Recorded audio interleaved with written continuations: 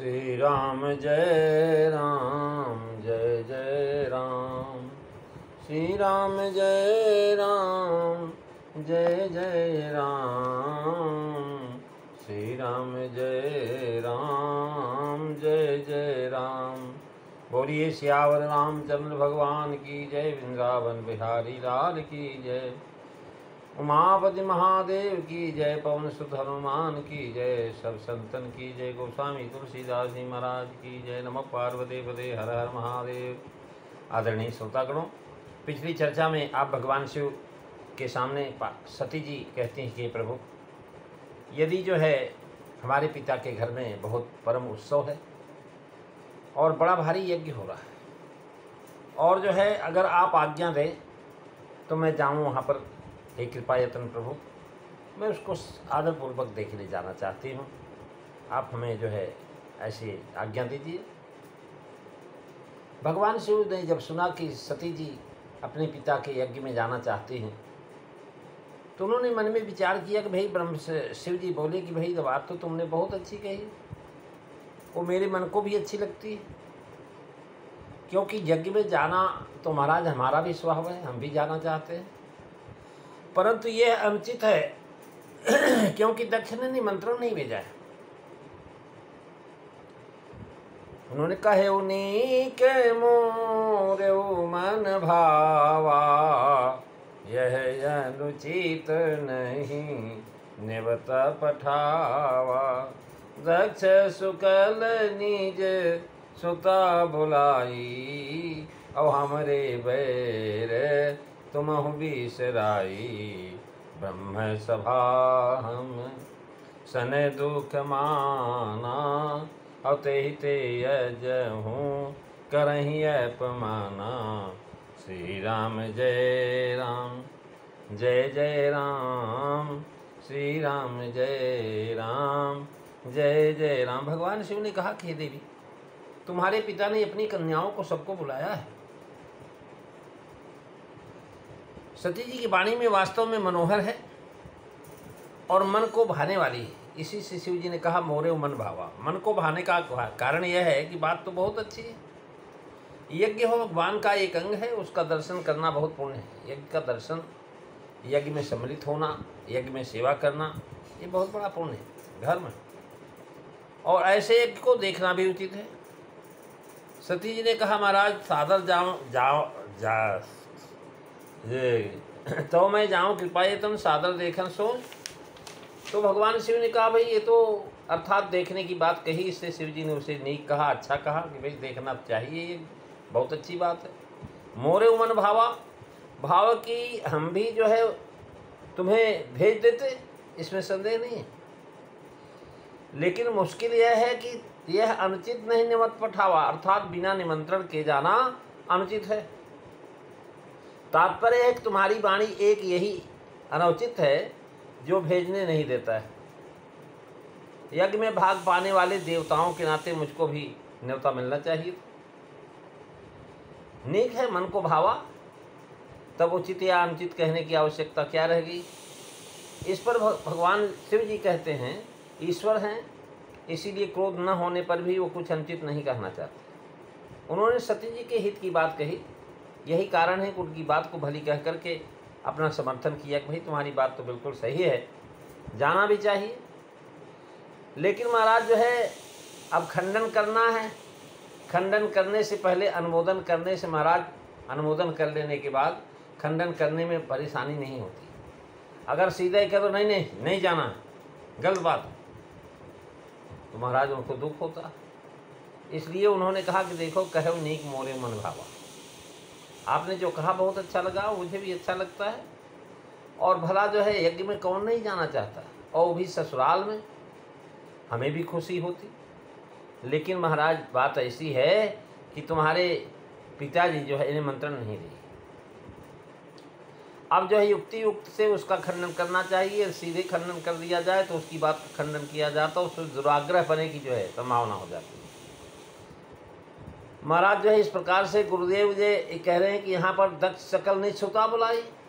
उन्होंने कहा देवी तुम्हारे पिताश्री जो हैं सब बेटियों को बुलाया है, जितनी तुम्हारी बहनें हैं जितनी उनकी बेटियां हैं उन सब बेटियों को बुलाया। तो उन्होंने कहा महाराज बेटी तो हम भी हैं। उन्होंने कहा लेकिन जब थी तब थी, अब तो नहीं हो, क्योंकि वो तुम्हें पुत्री मानता तो बुलाता, तुम्हें तो वह शिव पत्नी मानता है, और शिव पत्नी मानने के नाते तुम्हें जो है वो नहीं बुला रहा। यदि दक्ष अपनी अन्य सब लड़कियों को न बुलाता तो तुम्हें भी न्योता न देने से बिसराना भुलाना नहीं कहा जा सकता, क्योंकि जब किसी को न बुलाया तो तुमको भी नहीं बुलाया, इसमें उचित अनुचित का प्रश्न नहीं उठता। लेकिन सकल निज सुता बुलाई, दक्ष की कितनी कितनी कन्याएं, इसमें मुरानों महाराज अनेक भेद हैं। और महाराज 60 कन्याएं, इसी से गोस्वामी जी ने शब्द लिखा। इनकी कन्याओं और उनके पतियों के नाम भी महाराज जो है कह रहे हैं, श्रद्धा, मैत्री, दया, शांति, पुष्टि, तुष्टि, क्रिया, उन्नति, बुद्धि, मेधा, तितिक्षा, हिंग और मूर्ति। 13 धर्म पत्नियों को ब्याही। ये 13 जो पुत्रियां धर्म को ब्याही थी। स्वाहा अग्निदेव को, सुधा पितरों को, अग्निस्वाद, बरसत, सोमप, राजप को, सती जी को शंकर जी से ब्याह हुआ। पद्म पुराण में महाराज इनकी बहुत नाम है। और कहने लगे देखो सबको तो बुलाया और तुमको नहीं बुलाया, अपनी सभी लड़कियों को बुलाया। इस कथन से दक्ष अपने विरोध बयान करके आगे विरोध का कारण बताते हैं कि देवी, उन्होंने कहा महाराज हम भी तो पुत्री हैं, उन्होंने क्यों नहीं बुलाया होगा। हो सकता है बहुत सारी बड़ा यज्ञ है, भूल भाल गए हो किसी कारणवश, काम की अधिकता में कई बार आदमी स्मृति रह जाती, खास लोग भी छूट जाते हैं। तो ऐसा नहीं, दक्ष है तुम्हारा पिता जिसका नाम है दक्ष, दक्ष का मतलब चतुर। और जो है सुनो, तुम उसकी जो प्यारी लड़की थी, हमरे बैर तुम बिसराई भाव, एक दक्ष को उचित तो यह था कि तुम उनकी बड़ी प्यारी लड़की थी, तुम्हारे संबंध और प्रेम के नाते हमसे बैर बिसरा देते, पर उनकी चतुराई होती तो उनका नाम इस कर्तव्य से सार्थक हो जाता। केवल तुमको बुला लेते तो भी हर्ज नहीं था कि भाई अपने पति को मत लेना, अकेले आ जाना, पर उन्होंने ये न करके उल्टे तुमको भी बुला दिया। देवी, अब जो महाराज जब तुम्हें बुला दिया ते बता दिया, तो पार्वती जी ने सोचा महाराज बुलाया क्यों होगा। सती जी ने पूछा कि प्रभु आप तो सब जानने वाले हैं, आखिर मेरे पिता जो है मुझको पुत्री क्यों नहीं मान रहे, क्यों बुला दिया। तो भगवान शिव ने बताया देखो ऐसा है, अपना पुराना संस्मरण सुनाए कि ब्रह्म सभा हम सन दुख माना, ब्रह्म सभा हम सन दुख माना, तब ते यजहु करत अपमाना। बैर कह करके अब उसका कारण बताते हैं कि ब्रह्म सभा कह करके जनाक ब्रह्मा आदि देवता इस बात को जानते हैं, हम सन दुख माना, हमने दुख नहीं दिया लेकिन वो दुख मान गए। महाराज कई बार आदमी दुख नहीं देता है लेकिन उसके क्रियाकलाप से व्यक्ति को दुख हो जाता है। और किसी से जो है दुख नहीं माना, हमसे दुख मान लिया, उन्होंने दुख अपने से मान लिया। हमने दुख देने की कोई बात नहीं की, हमने जानबूझकर की दक्ष की अवज्ञा नहीं किया, उसने मूर्खता से मेरा ऐसा मान लिया।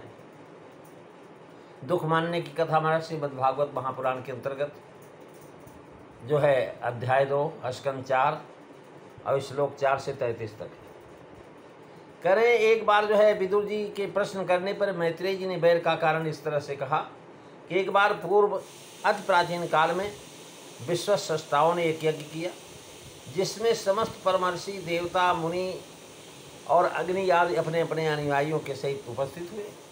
सूर्य के समान तेजस्वी दक्ष उस समय वहाँ आए और दक्ष को देख करके उनके तेज से प्रभावित होकर के घर्षित चित्त होकर के शिव जी और ब्रह्मा जी को छोड़कर अन्य सभी देवता उठ के खड़े हो गए। ऋषिगण आदि सदस्य गणों ने अपने आसनों से उठ करके उनका महाराज सम्मान किया। दक्ष ब्रह्मा जी को प्रणाम करके उनकी आज्ञा पा करके और उनके दिए हुए आसन पर बैठ गए। दक्ष ने यह देख करके कि शिव जी आसन पर बैठा ही रहा, उठ करके उन्होंने सम्मान कहा ही नहीं। महाराज ऐसा आंख मूंद लिया कि जैसे देख ही नहीं रहा। उनको लगा भाई ये शिव जो है मेरी उपेक्षा कर रहा, जानबूझ करके आंख बंद करके बैठा है, इसलिए आंख बंद कर लिया है कि ताकि कोई देख न ले। और जो महाराज इस व्यवहार से पान समझ के क्रूर दृष्टि से शंकर जी की तरफ देखा और उस महासभा में महाराज कहने लगा, दक्ष बहुत दुर्वचन कहा। महाराज दुर्वचन बहुत है, जैसे देखना हो आप भागवत में देख सकते हैं।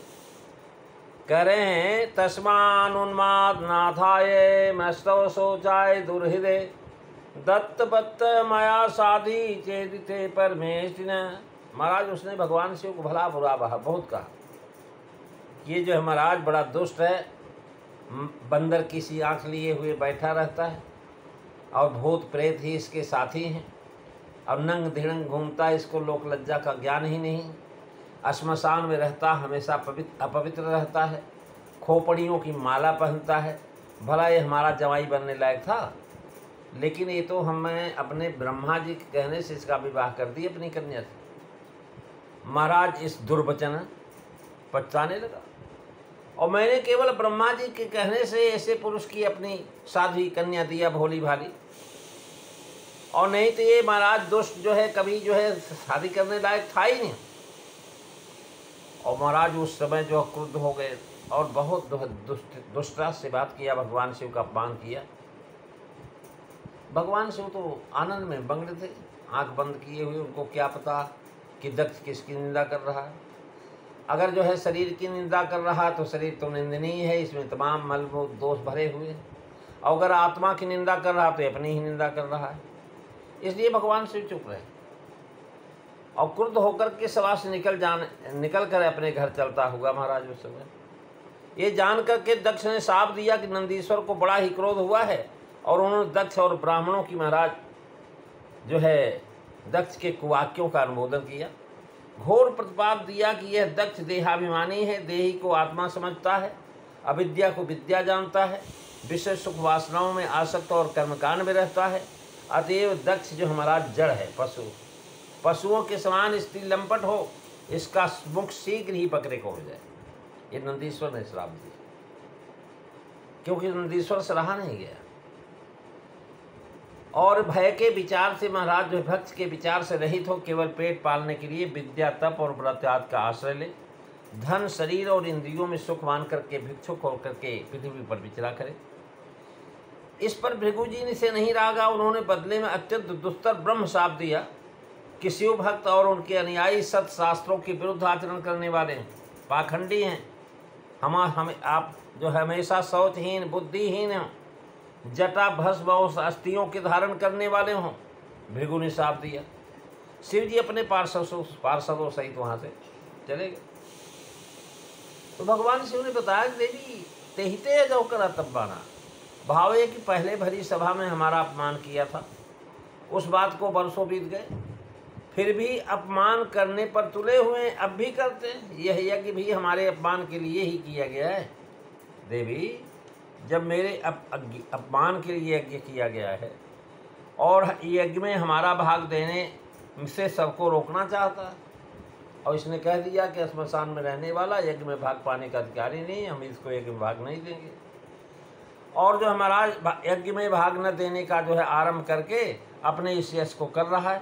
भाव है कि बड़े लोग छोटी बातों पर कुछ ध्यान नहीं देते, लेकिन ये तो महाराज छोटी छोटी बात पर उसने सोचा कि भाई ये तो शंकर हमारा अपमान कर रहा, और जो है थोड़ी सी देर होकर के आवेश आ जाता है, इस तरह अपमान करता रह जाता है। इसका कारण पहले कहे आए, अति अभिमान। जब बड़ा अभिमान होता तो बड़ा अपमान करने में दूसरे को कुछ समझता ही नहीं, अपने आप को ही बड़ा समझता है। अब सती जी ने जब भगवान शिव के द्वारा सुना तो उनको लगा कि भगवान शिव कह तो रहे हैं, लेकिन गलती तो इन्हीं की है, क्योंकि हमारे पिता जो हैं शिव के पिता के तुल्य हैं, क्योंकि ससुर पिता के तुल्य होता है। इनको सम्मान करना चाहिए था, सावधान होना चाहिए था। और महाराज इस प्रकार सती बड़े ऊहापोह में पड़ गई। अब उसके बाद भगवान शिव के सामने भगवान शिव क्या कहेंगे सती जी से, ये सब चर्चा आप अगली कथा में सुनेंगे। आज बस इतना ही। बोलिए सियावर रामचंद्र भगवान की जय। श्री राम जय राम, जय जय राम। श्री राम जय राम, जय जय राम।